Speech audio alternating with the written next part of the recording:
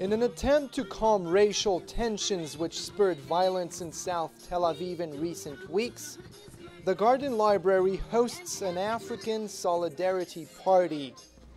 However, a quick walk nearby and it's easy to see that the message falls mostly on deaf ears when it comes to local Israeli residents. אין לי נגדו שום דבר, אני לא מרגיש כלפיו כלום, אני אומר שהוא בן אדם, הוא גם צריך לחיות, אבל לא על חשבוני. אתה מבין? עכשיו זה לא אחד, זה מאות, זה אלפים. Dror Kaalani has become famous in this neighborhood for organizing some of the recent anti-immigrant protests, and he has no trouble finding locals willing to join his cause. ילדות שלי בשעה 7 בערב, הן לא יוצאות. פה הגינה הזאתי, אתה לא יכול לעבור בה. הכל פה מלא ככה, יושנים על הדשא. מפחיד. זה מפחיד.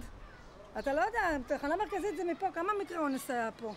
The Jewish residents of this lower-class neighborhood say they feel abandoned by their government and left alone to deal with the growing population of African illegal immigrants. Rachel Mizrahi moved here 60 years ago.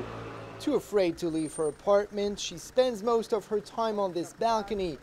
She refers to the newcomers in derogatory terms and accuses them of having driven the Israelis out of the area. הם עושים חתונות פה, עושים בלגן עם המכוניות, איזה קישוט, כאילו המדינה שלהם. עוד 10 שנים ראש הממשלה יהיה כושי, תדעו לכם.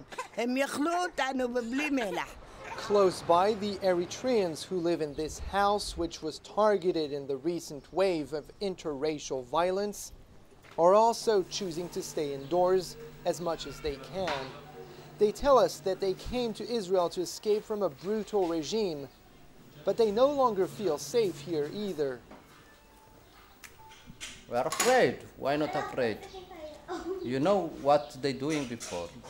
You don't know what they're doing. They broke windows, something. They beating people. Adding fuel to the fire, some of the last few Israeli business owners around complain that they will soon have to close shop because they face unfair competition from the illegal migrants. Despite any clear policy on the issue, Israel's prime minister has promised that it will be dealt with. In the meantime, he asks residents to refrain from attacking or insulting those whom he calls African infiltrators.